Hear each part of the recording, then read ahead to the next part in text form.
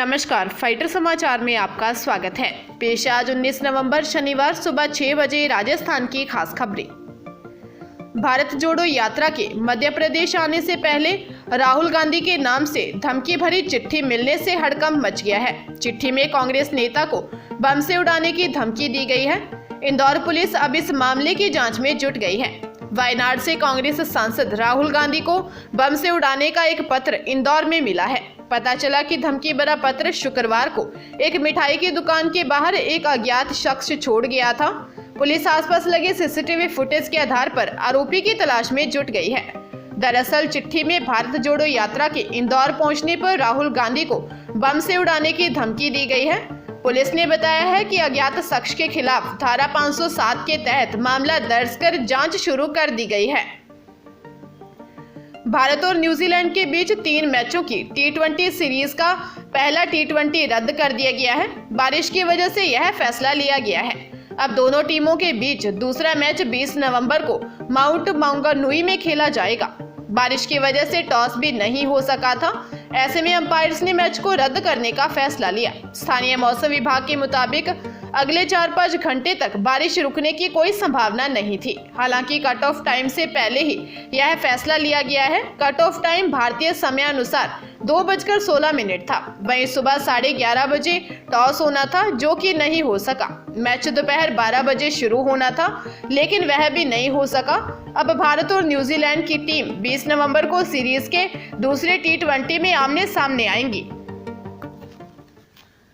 कोटा जिले के गेपरनाथ में घूमने गए 3 कोचिंग स्टूडेंट्स में से 2 की कुंड में उतरने के बाद डूबने से मौत हो गई। पुलिस के अनुसार कोटा में कोचिंग कर रहे 3 स्टूडेंट 17 वर्षीय नैतिक, 20 वर्षीय रवि और मयंक गेपरनाथ घूमने गए थे, जहां वह नीचे उतरे और कुंड में नहाने चले गए। इस दौरान नैतिक और रवि कुंड में डूब गए। घटना की जानकारी मयंक ने लोगों को दी, जिसके बाद पुलिस तक सूचना पहुंची। पुलिस ने गोताखोरों की मदद से शवों को बाहर निकलवाया। नैतिक मध्य प्रदेश का रहने वाला है, वहीं रवि बिहार का रहने वाला है। पुलिस मामले की जांच कर रही है। उत्तर प्रदेश के शाहजहांपुर में डेरा सच्चा सौदा के मुखी गुरमीत राम रहीम के सत्संग का विरोध हुआ है। डेरा मुखी इन दिनों पैरोल पर बाहर है तथा पिछले दिनों से ऑनलाइन सत्संग भी कर रहा है। यूपी के बागपत आश्रम में वह पैरोल के दौरान रह रहा है। इस दौरान शाहजहांपुर में राम रहीम का सत्संग रखा गया था, जिसका लोगों ने विरोध किया। वह बैनर पोस्टर तक फाड़ दिए। बताया जाता है कि यह सत्संग बिना इजाजत के चल रहा था तथा पुलिस ने अब संचालकों को हिरासत में लिया है। बाड़मेर जिले के सिंदरी थाना इलाके में मेगा हाईवे पर एक निजी बस और ट्रेलर के बीच भीषण भिड़ंत हो गई। भिड़ंत इतनी भयंकर थी कि बस का आगे का हिस्सा पूरी तरह से क्षतिग्रस्त हो गया। हादसे में 2 लोगों की मौके पर ही मौत हो गई, जबकि 10 लोग घायल हो गए। हादसे की सूचना पर पुलिस मौके पर पहुंची और स्थानीय लोगों की मदद से घायलों को सिंदरी अस्पताल में भर्ती करवाया। सिंदरी थानाधिकारी सुरेंद्र कुमार ने बताया कि मेगा हाईवे पर सुभाष स्कूल के पास निजी बस और ट्रेलर की आमने सामने से भिड़ंत में 2 लोगों की मौत हो गई है और 10 लोग घायल हुए हैं। हादसे के बाद हाईवे पर लंबा जाम लग गया। पुलिस ने दुर्घटनाग्रस्त दोनों वाहनों को मौके से हटवाकर जाम खुलवाया। जयपुर में 6 साल की बच्ची से रेप का मामला सामने आया है। घर के बाहर खेल रही मासूम को नाबालिग पड़ोसी बहला फुसलाकर घर के पीछे ले गया था। ढूंढते आई बड़ी बहन के पहुंचने पर गलत हरकत कर रहा पड़ोसी वहां से भाग निकला।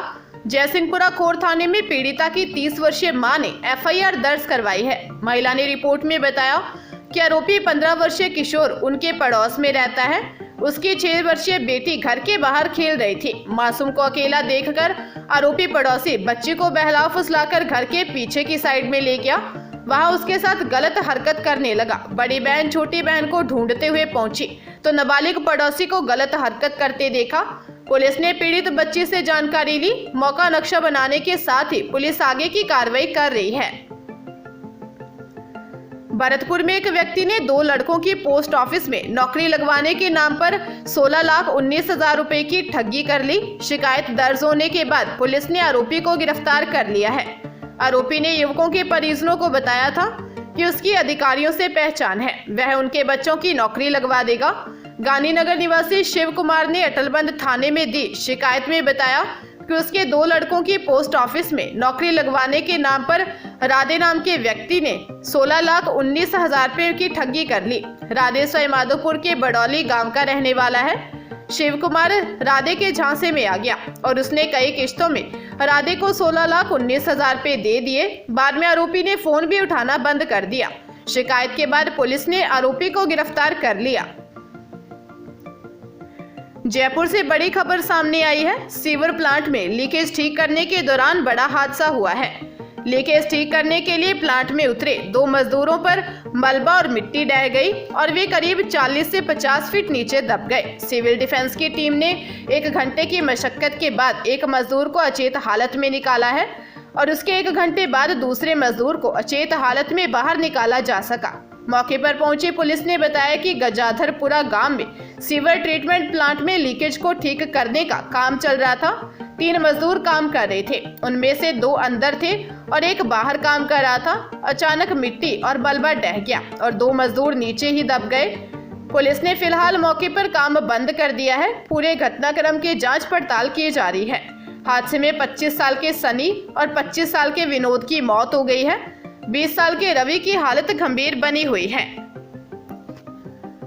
श्रीगंगानगर शहर के सेतिया कॉलोनी निवासी युवक ने अपनी पत्नी पर पहले से शादीशुदा होने का आरोप लगाते हुए पहचान छुपाकर उससे शादी करने और शादी के बाद 10 लाख रुपए हड़प लेने का आरोप लगाया है।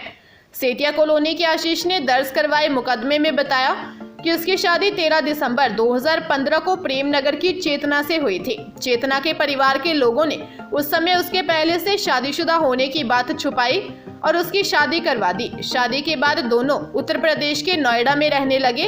इस दौरान उन्हें बेटा हुआ। इसके बाद चेतना उसे छोड़कर श्रीगंगानगर में अपने पीहर के परिवार के साथ रहने लगी। इस दौरान आशीष ने 10 लाख रुपए चेतना को दिए, जिससे चेतना ने मकान बना लिया। अब वह न तो उसके साथ रहती है और न ही उससे लिए 10 लाख रुपए लौटा रही है। मामले में चेतना के पिता रमेश और माता को भी आरोपी बनाया गया है। पुलिस मामले की जांच में जुटी है। बारां जिले के भवनगढ़ कस्बे के राष्ट्रीय राजमार्ग पर भवनगढ़ कस्बे से 2 किलोमीटर आगे ट्रक की चपेट में आकर बाइक सवार की मौत हो गई।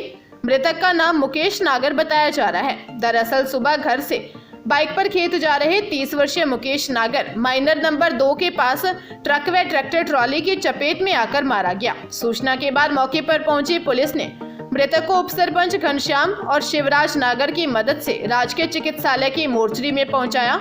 सहायक उप निरीक्षक रमेश सेन ने बताया कि अज्ञात वाहन चालक के खिलाफ मामला दर्ज कर ट्रक को जब्त किया है।